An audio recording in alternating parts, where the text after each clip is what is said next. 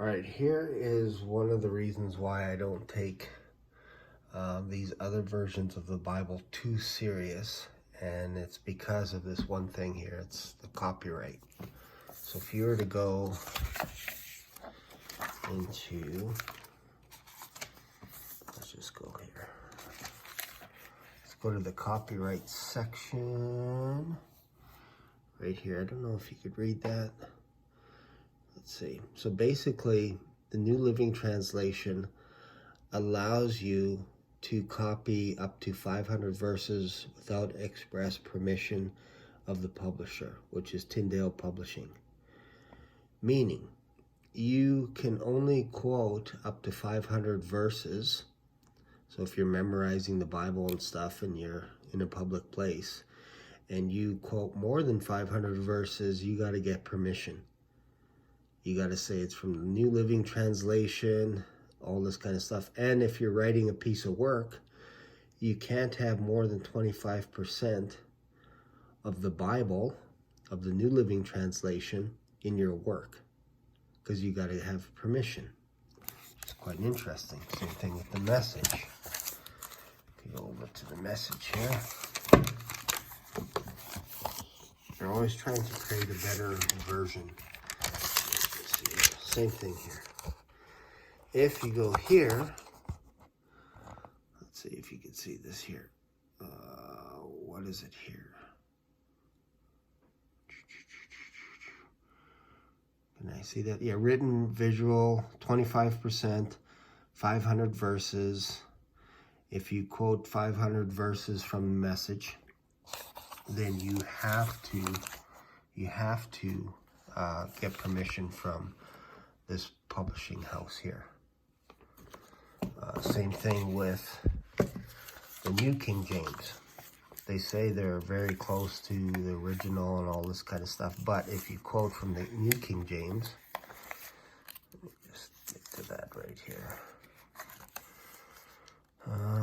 Let's say here, this is the translation. Apologize, it's hard to use this. Here we go. Is that it? One sec.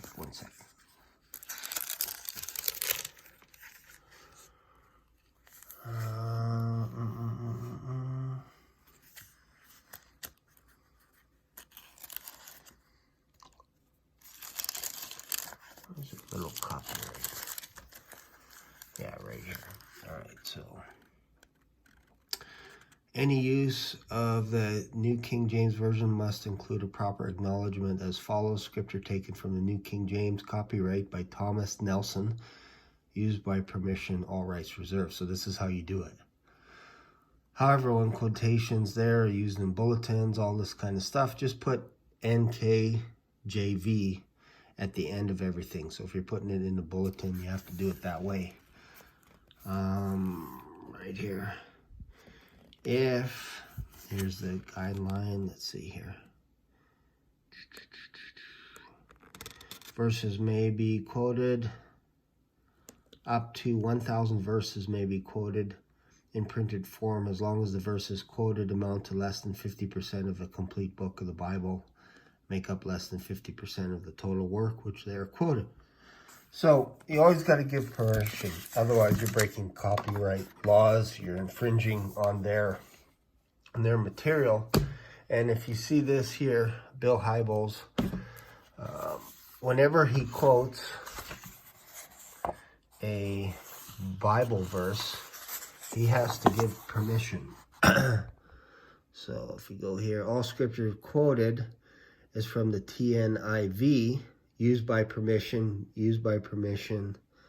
all this stuff. But if you quote the King James Version, you don't have to give permission. So let me just see if Joseph Prince, I haven't read this book, by the way, but here's an example here. Let's just have a look here.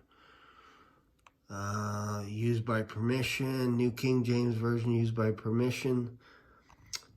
Scripture quotations marked KJV are from the King James Version. There's no copyright, nothing. So if you go to the King James Version,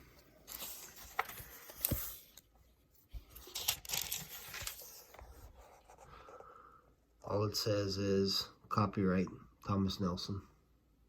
That's it. So you can quote as much of the Bible as you want without worrying about copyright infringement, without worrying about being sued. I can quote 1,000 verses plus 2,000 verses.